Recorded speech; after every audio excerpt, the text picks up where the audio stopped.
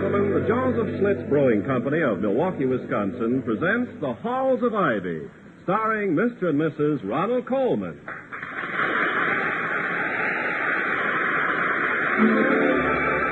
I was curious. I tasted it. Now I know why Schlitz is the largest selling beer in America. No wonder it's the beer that made Milwaukee famous. If you like good beer, you'll find it pays to be curious and learn about Schlitz for yourself. And now, The Halls of Ivy.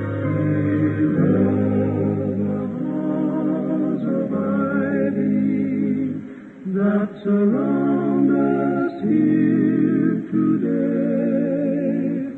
and we will not forget though we be far, far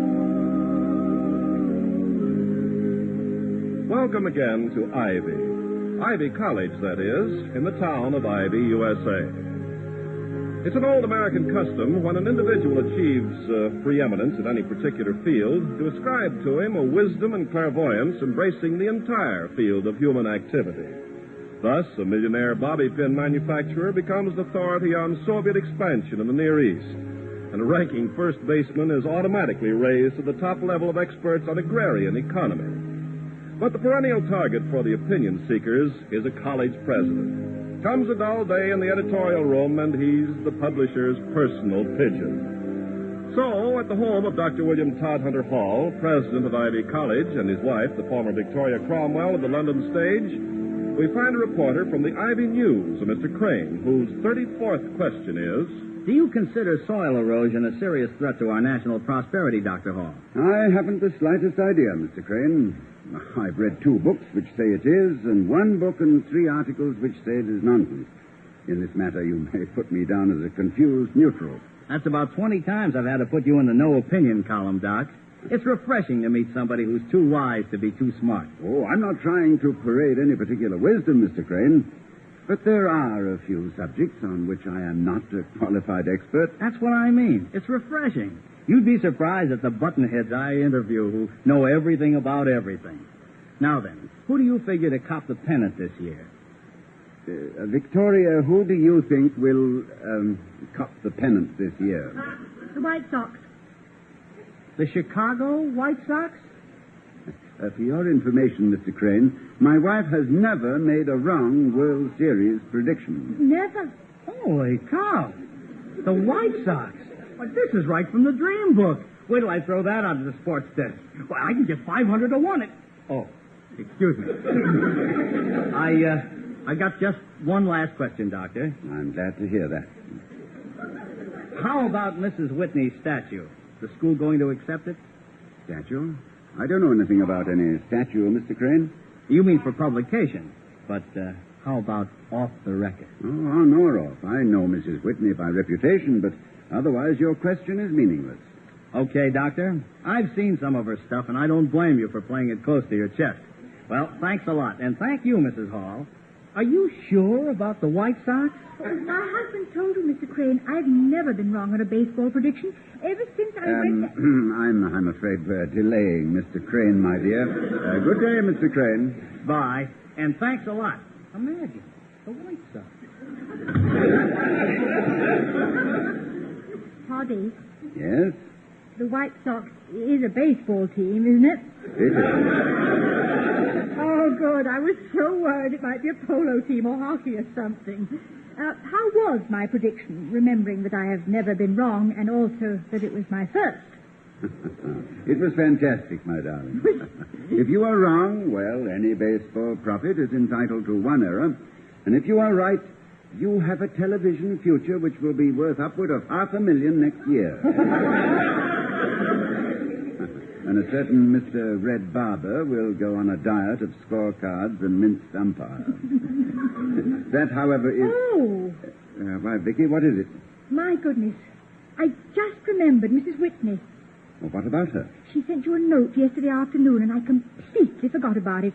I'm so sorry. I knew I'd heard the name when that reporter... Oh, no, don't worry. It may not be important. Where is the note? I left it in my desk. Yes, Miss Toddy.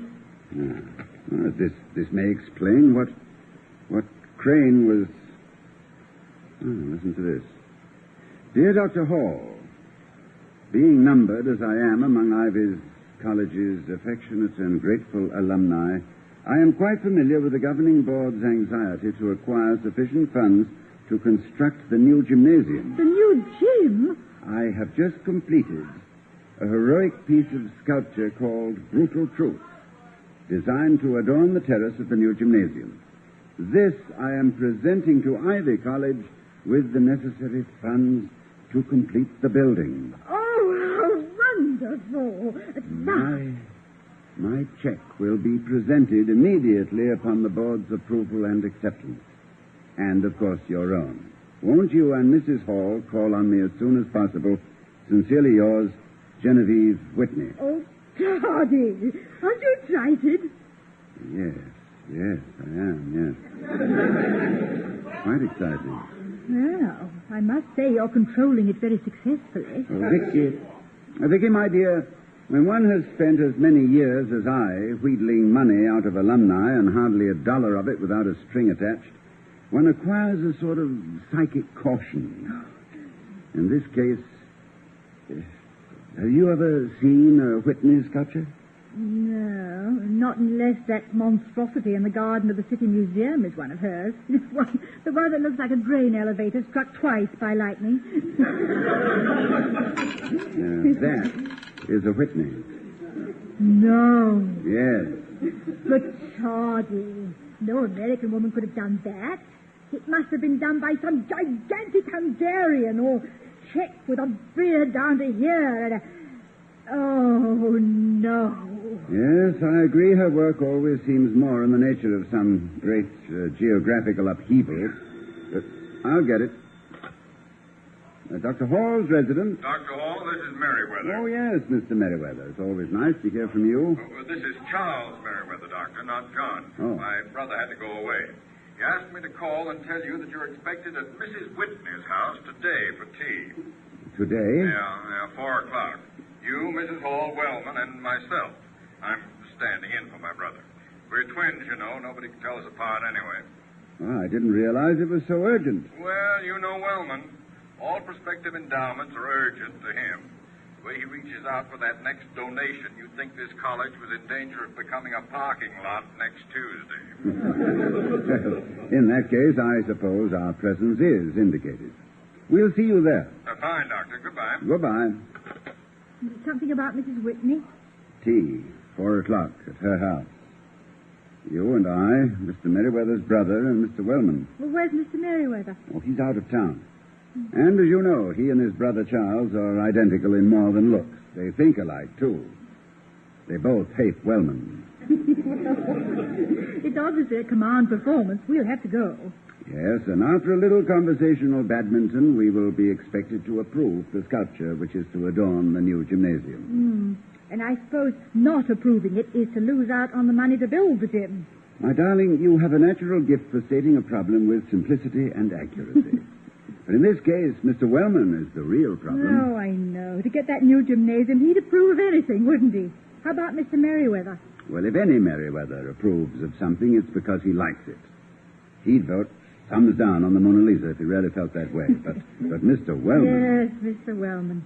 Somehow I can't see him as a disinterested art patron, Toddy. The new gymnasium is to Mr. Wellman what the Golden Fleece was to Jason. It's his mission in life.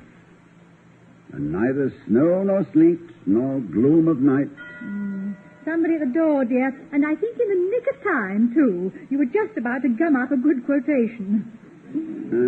Hedged about by critics today. Art critics to the right, literary critics to the left, volleyed and thundered. Please answer the door, Mrs. Fadiman.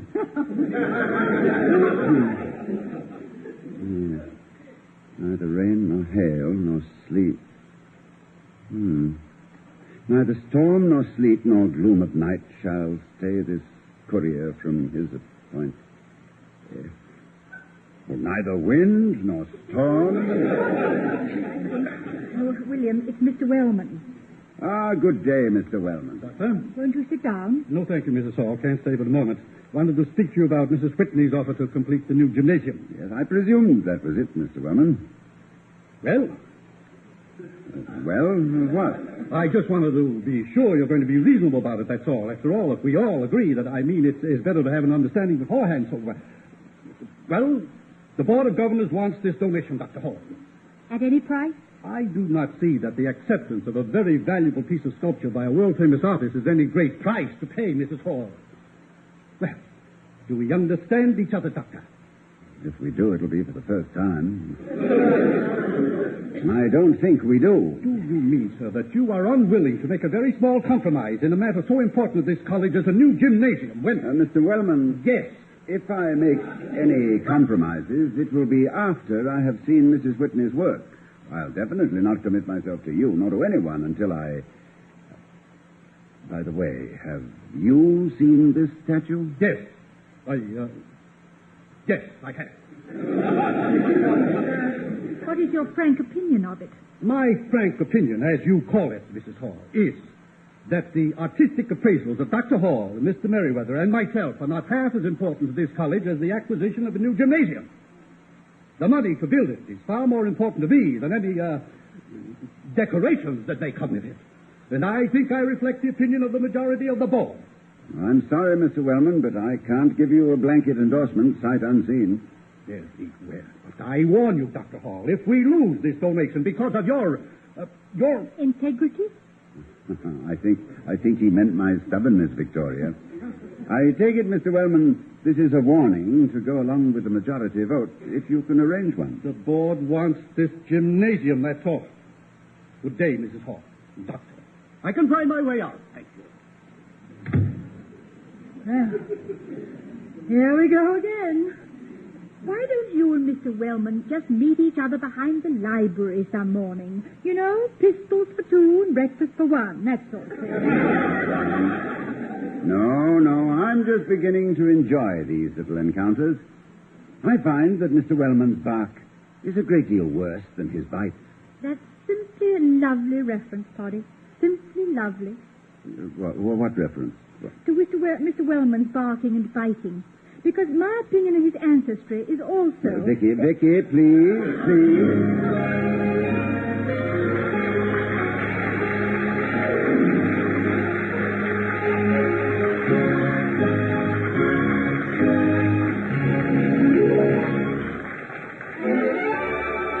I was curious.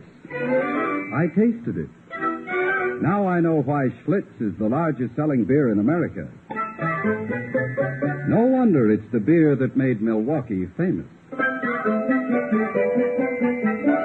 Before we return to Mr. and Mrs. Ronald Colman in the halls of Ivy, here's a banker to tell you in his own words how his curiosity led him to fall into a rose bush and make a new friend. Who's Who says I'm a banker, but you'd never know it on weekends. Then I put on my oldest clothes and work in my flower garden. Recently, I discovered that my new neighbor had a similar hobby, except that he added a special touch to his amateur gardening. After he'd putted around for a while, his wife would bring out a tray, and he'd sit down to a comfortable wicker chair. Then he'd pour himself a glass of beer, and as he sipped, you could see a happy look of satisfaction play over his face. This look told me I was missing something, and I decided to find out what that something was. I didn't feel I knew my new neighbor well enough to ask questions, but I've always said where there's a will, there's a way. My way was to work over to a rose bush near my neighbor's yard. There I pretended to be hard at work with the pruning shears while I tried to find out what beer he was drinking. I had just made out the name Schlitz on the label when suddenly I lost my balance and sprawled painfully into the rose bush. The yelp I let out brought my neighbor on the run. But fortunately, nothing was seriously damaged but my dignity.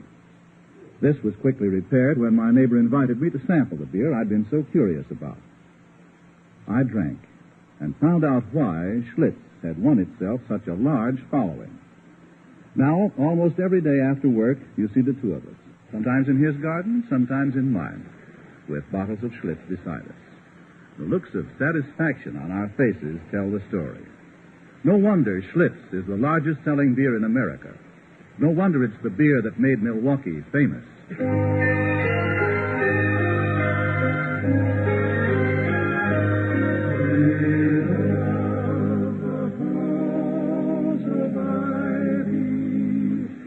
That surround us here today. As we return to the halls of Ivy, we find them preparing to attend a tea at the studio of Mrs. Genevieve Whitney, the eminent sculptress. Mrs. Hall says, You look very handsome in your blue suit, Toddy. Thank you. How about me? Lovely. You didn't even look. I didn't have to. You're always lovely. You have an instinct for clothes. Without that slight flamboyance one usually associates with the theater. Well, there are two sides to every footlight, Toddy. But Hamlet doesn't have to wear his tights going home on the subway. No, and I suppose Carmen can take the rose out of her teeth long enough to have a sandwich at the drugstore. You know, Vicky, I'm a little worried about Mrs. Whitney's statue. We do need a new gymnasium. I know, but I love this college, particularly its physical aspects. The architecture of this campus is a great part of its charm. I think it has a direct relationship to the affection that students hold for Ivy. And I will not approve anything which is not in harmony. Gymnasium or no gymnasium, board of governors or no board of governors. Good. Well, I'm on your side, Doctor. We won't accept anything we don't like, even if they've blacked on us. Blackjack is the word, Victoria. Oh, well, I just meant the word. I didn't like to be too intimate with it. Vicky, you're a very soothing person. England's loss was certainly America's profit. Would you like to go back for a visit? Oh, I'd love it. Wouldn't you like it too? See again all the places we went together? Sabbatical. I would indeed, Victoria. The Lake District, Covent Garden, Chelsea, Pudding Lane. Hyde Park Corner, and the Cotswolds, and the plum blossoms in the Vale of Evesham. And the Tower. Ah, the Tower. Do you remember the midnight we spent at the Tower of London? After we walked from Southwark Cathedral across the Thames to Billingsgate Market. And watched the ceremony of the keys. Oh, it was a lovely evening. I'd never seen it before, you know.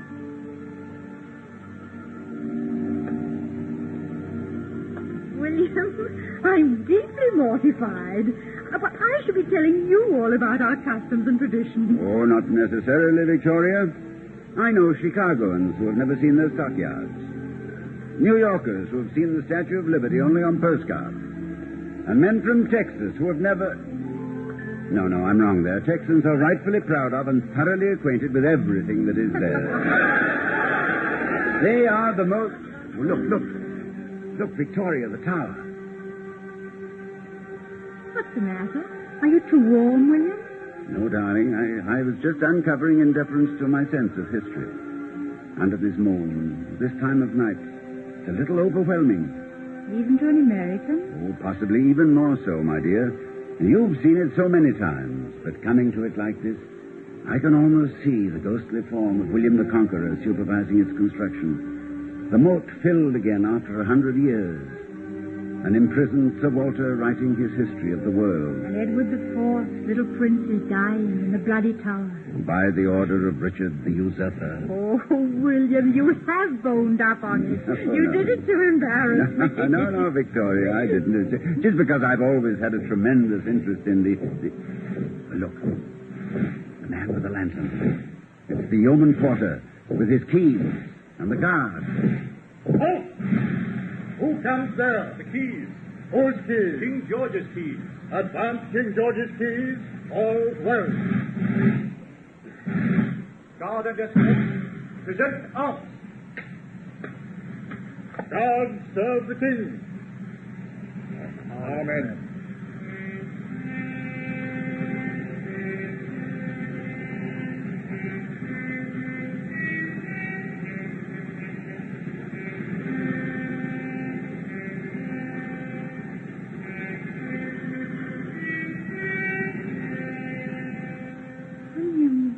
William, dear, my hand.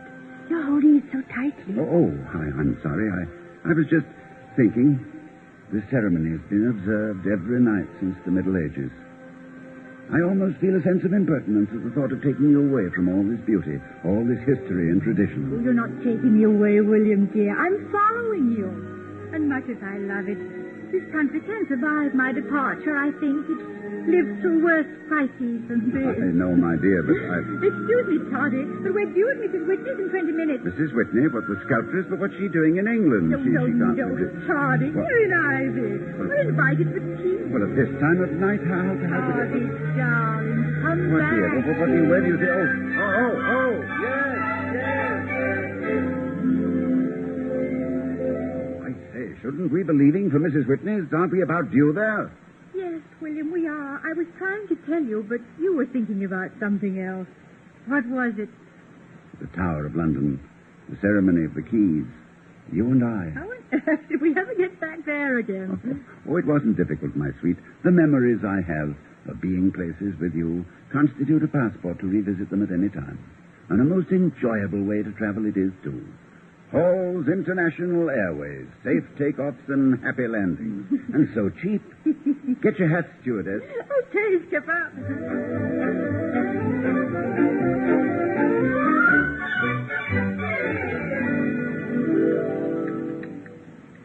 More tea, Mrs. Hall? Doctor? No, thank you. No, thank you, Mrs. Whitney. Mr. Wellman? Mr. Merriweather? Thank you, no. Couldn't absorb another drop, ma'am, thank you. Besides, I'd like to put this teacup down. A hand like mine that was designed to hold a miner's pick, a competitor's throat, and a golf bag, in the order named, isn't very safe for one of these eggshells. I thought you were handling it very sweetly, Mr. Merriweather. So did I. In fact, for an ex-miner, your social graces are quite remarkable. Well, I worked hard at it, Doctor. Made $1 million so I could have some decent clothes, and then discovered that a millionaire can get away with wearing anything. By that time, I was so used to wearing a coat and necktie, it was too late. Well, how about you, Mr. Wellman? Or were you born to the purple? No, indeed. I'm a self-made man. Decent of you to take the blame for it, Clarence. This is all very well, Merriweather, but the purpose for which we are here Oh, of course, I'm sorry. Mr. Wellman, you're perfectly right. I'm sure Dr. and Mrs. Hall would like to see my work. Yes, I think we wasn't should be. trying to hurry you, Mrs. Whitney. Oh, you were too, Clarence. Trouble with you is, when you see people relaxing, you've got to recall them to some stern duty. You're a Puritan. Ease up, son. The Indians have gone and the colony is saved. For once, I find myself in agreement with Mr. Wellman. I think we shouldn't take any more of our hostess's time. Oh, very well, Doctor. My studio's through here. It used to be the grand ballroom in my grandfather's day. Much of Grandfather would approve of clay on the floor and marble chips all over a room in which he entertained the governor and 2 presidents.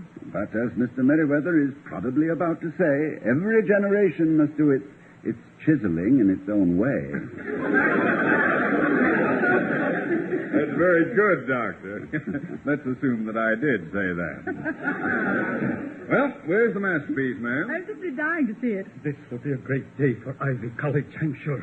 Well, we'll see, Mr. Wellman. Will you please take hold of that side of this canvas?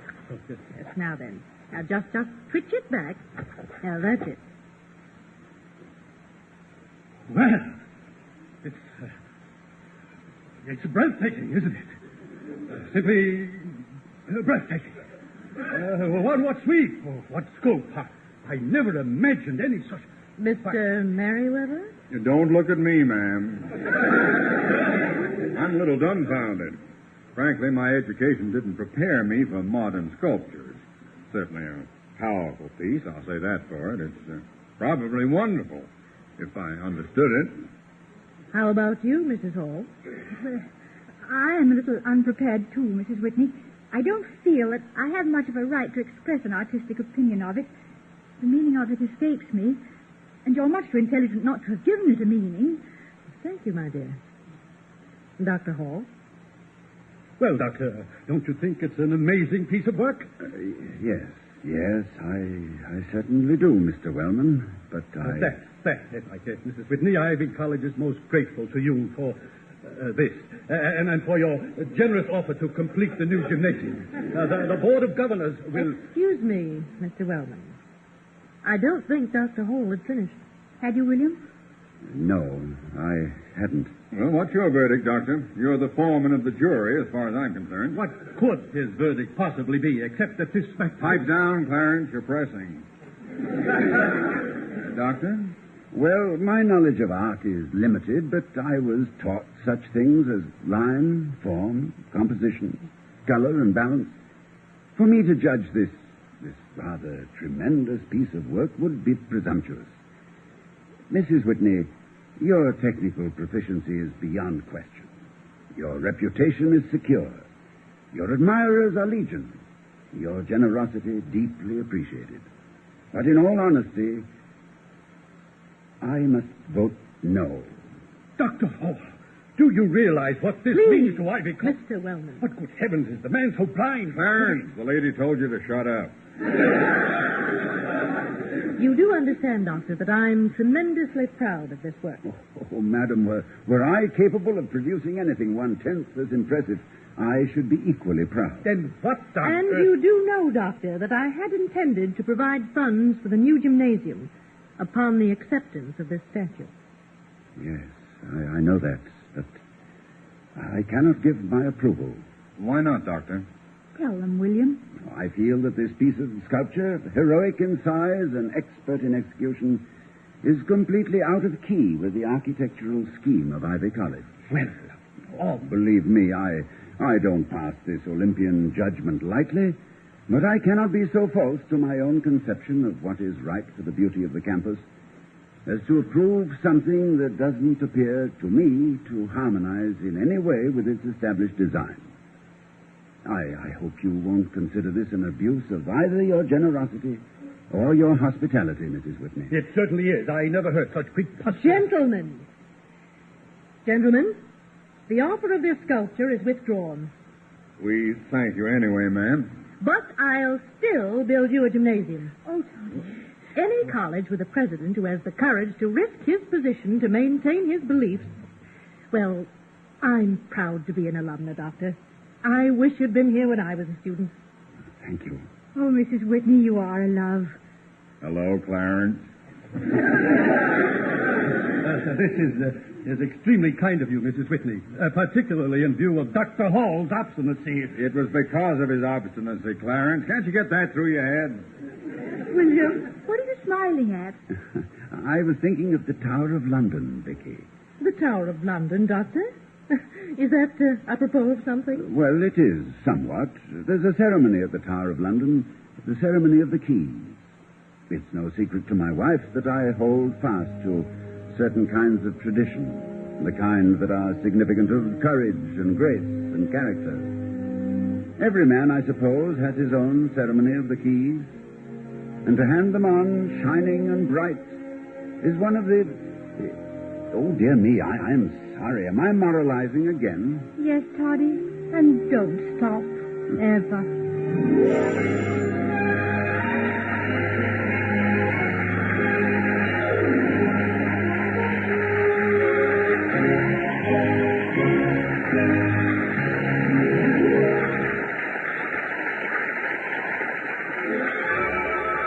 I was curious. I tasted it. Now I know why Schlitz is the largest selling beer in America. No wonder it's the beer that made Milwaukee famous. And here again are Mr. and Mrs. Ronald Colman. Good night, everyone. Night.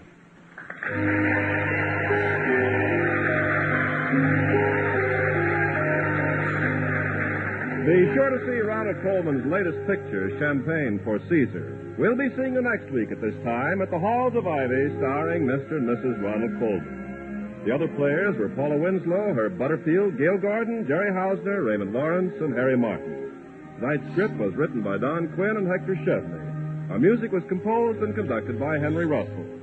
The Halls of Ivy was created by Don Quinn, directed by Nat Wolf, and presented by the Joseph Schlitz Brewing Company of Milwaukee, Wisconsin. Ken Carpenter speaking.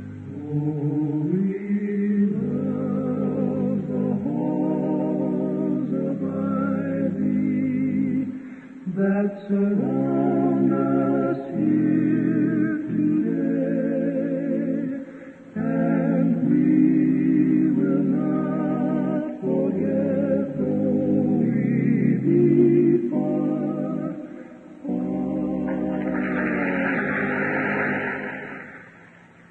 far. For the big wedding, stay tuned now to the Great Gildersleeve on NBC.